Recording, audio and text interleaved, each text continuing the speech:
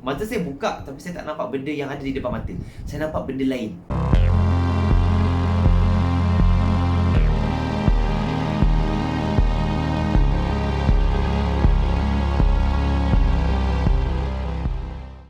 Bismillahirrahmanirrahim. Tajahaz lita'shifa anka al-hijab. Bismillahirrahmanirrahim.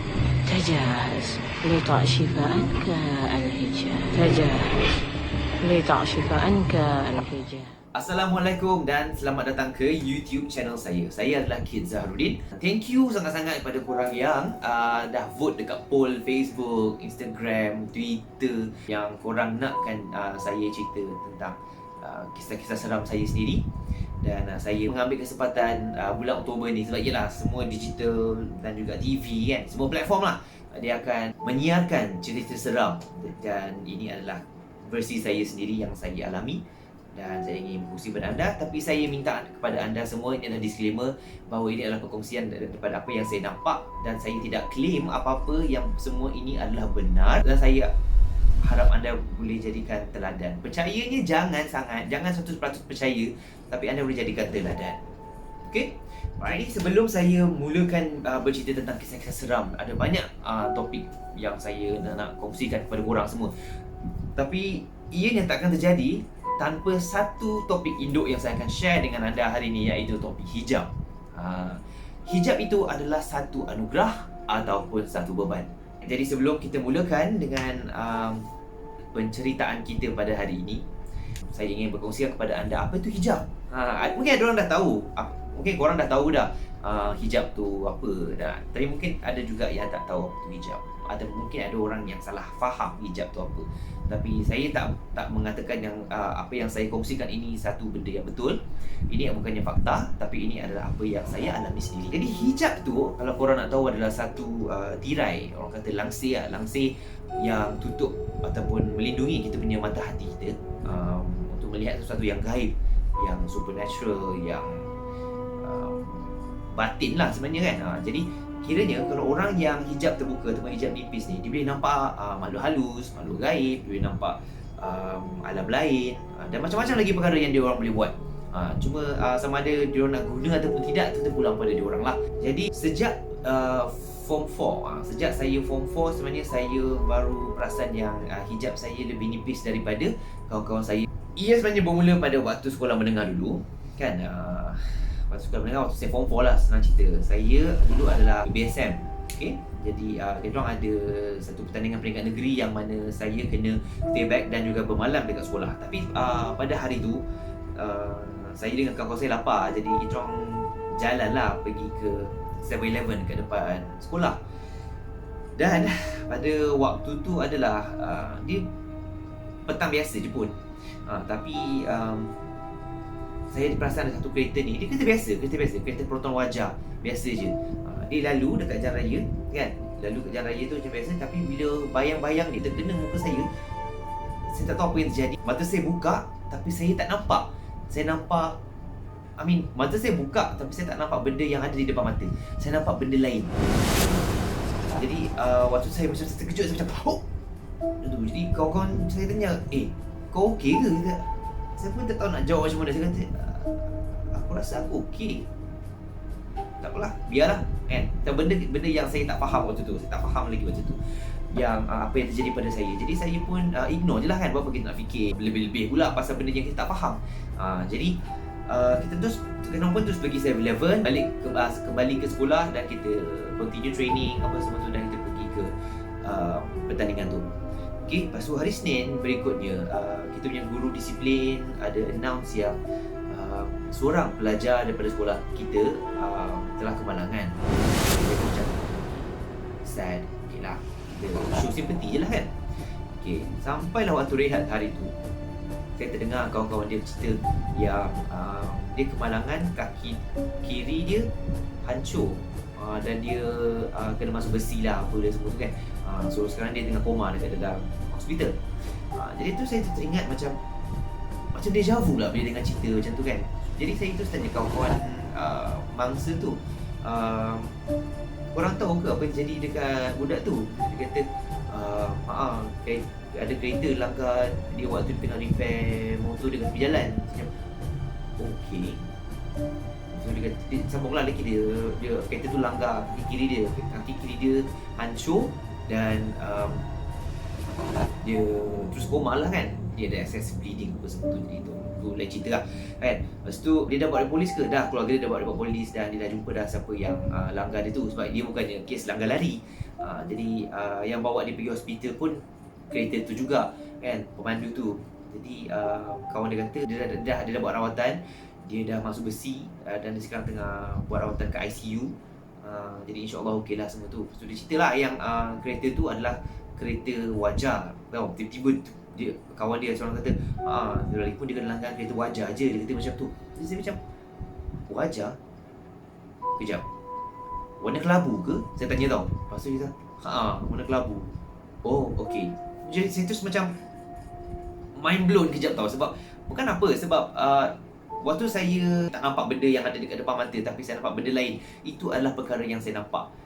Saya nampak ada seorang pelajar lelaki berada di tepi jalan raya dan kaki dia kena langgar dengan kereta dan banyak darah. Dan saya sendiri rasa macam mana peritnya, sakitnya pelajar lelaki tu. Sebab tu saya terkejut waktu bayang-bayang kereta tu lalu dekat muka saya tu. Sebab saya rasa sakit dan saya terkejut dengan apa yang saya alami. Dan saya tak boleh nak explain pun apa yang terjadi. Jadi saya terus macam okey, tak apalah, ignore je lah kan. Buat macam mana? Okey, tak apa. So itu satu kisah yang saya tak tahu macam mana explain apa yang saya nampak. Okey, itu adalah satu kebolehan orang yang mempunyai hijab yang nipis ni. Diorang kadang-kadang boleh nampak masa depan, kadang-kadang dia boleh nampak masa lalu. Ada banyaklah kebolehan-kebolehan orang yang hijab terbuka ni. Sebab tu kalau orang tu kuat semangat dan dia beramal dengan Al-Quran, diorang boleh jadi pengamal perubatan tradisional. Itu alhamdulillah lah bagi mereka kan. Tapi macam saya sendiri tak fasih dengan ayat-ayat Al-Quran dan apatah lagi dengan ayat ruqyah. Jadi kita teruskan cerita dengan kenapa hijab ni saya rasa ini satu beban pula. Okey, so kalau dengan hijab kita boleh nampak masa depan, itu adalah satu anugerah. Okey, alhamdulillah. Dia sebenarnya sedikit banyaklah membantu bila kita boleh nampak masa depan apa semua tu kan. Selalunya bila orang kata malang tidak berbau, tapi kepada mereka yang mempunyai hijab terbuka, yang specifically boleh nampak masa depan ni, selalunya malang tu berbau bagi mereka. Diorang boleh nampak bila diorang akan ditimpa musibah, ataupun bila nampak kawan-kawan lain akan ditimpa musibah. Jadi diorang boleh bagi warning, siap-siap. Tapi dalam kes saya sendiri, kalau saya nampak pun image-image macam tu, saya tak pernah tahu bila dan di mana. Sebab tu apa yang terjadi pada kawan saya dekat sekolah tu, saya tak tahu. Saya tak boleh nak kata dia, okey, jangan keluar pada hari-hari ni sebab kau akan dilanggar kereta.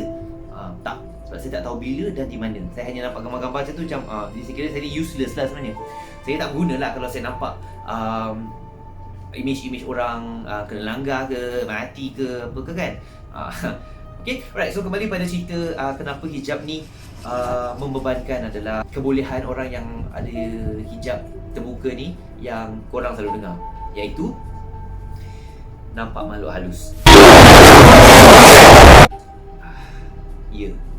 Ianya satu beban bila kita boleh nampak makhluk halus. Tapi saya bukannya hijab yang terbuka terus. Macam saya cakap tadi, kalau hijab terbuka terus habis lah kan. Sedangkan Jibril pun kata dekat Rasulullah SAW, sekiranya lapisan paling luar hijab terbuka, maka terbakarlah engkau melihatnya. Itu adalah warning sebenarnya. Even malaikat Jibril pun hijab dia tak terbuka semua. Jadi dia ada limit-limit apa yang dia boleh nampak dan apa yang dia masih tak boleh nampak, sama dengan Rasulullah. Jadi saya bersyukur dengan apa yang saya ada sekarang ni, bahawa hijab saya terbuka hanya takat tu je. Jadi saya macam ada orang mungkin lebih nipis daripada saya yang mereka boleh nampak totally, dia boleh nampak semua makhluk halus dan alam lain juga. Macam saya kadang-kadang nampak, kadang-kadang tak nampak. Kisah ni adalah baru-baru dia berlaku sebelum PKP lagi. Sebelum PKP tu saya tengah jalan dekat mall dengan kawan saya kan, baru lepas makan tengah hari. Jadi macam biasa tengah jalan-jalan dan saya terlanggar bahu ke bahu dengan seorang perempuan berbangsa Cina. Jadi saya biasa, macam biasa, saya kata, saya minta maaf. Saya minta maaf kepada dia, I'm so sorry.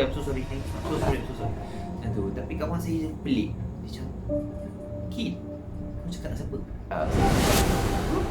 Ada perempuan tu, perempuan tu kan, aku langgar tadi. Tu, kawan saya kata, tak ada orang kat situ, Kid. Tak ada orang pun langgar kau. Dia kata, dia macam, uish, alamak. So, saya faham sendirilah kan, yang sebenarnya saya terlanggar hantu. Roh hantu. Jadi sebab saya tak pernah menuntut ilmu tentang perubatan tradisional, saya tak pernah menuntut ilmu tentang apa-apalah pasal supernatural apa semua. Jadi saya bagi diorang nama ikut suka saya je.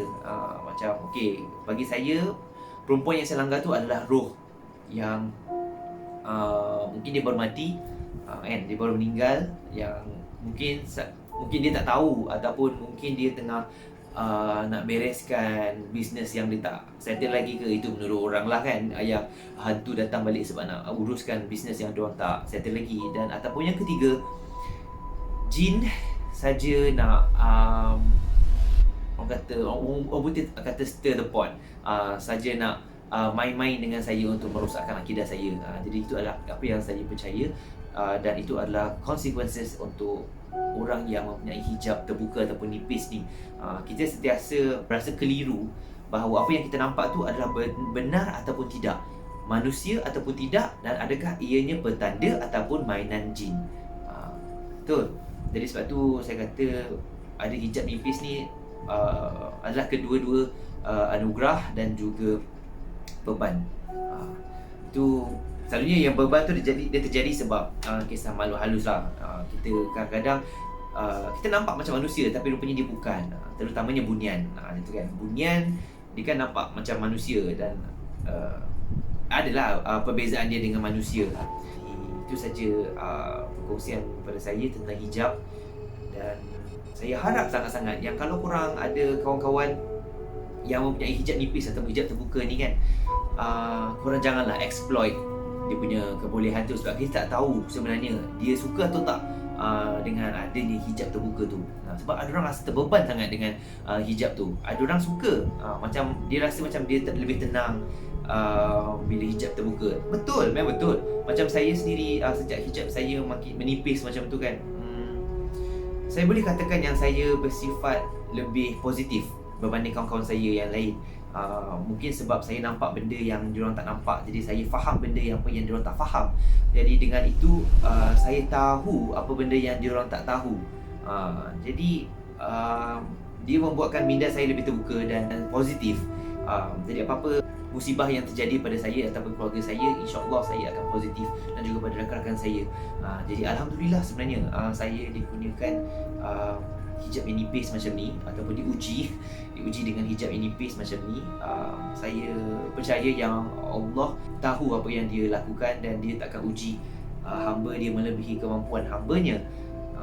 Jadi ini adalah ujian saya, dan saya harap anda semua memahami tentang kisah-kisah kami yang mempunyai hijab yang nipis ni.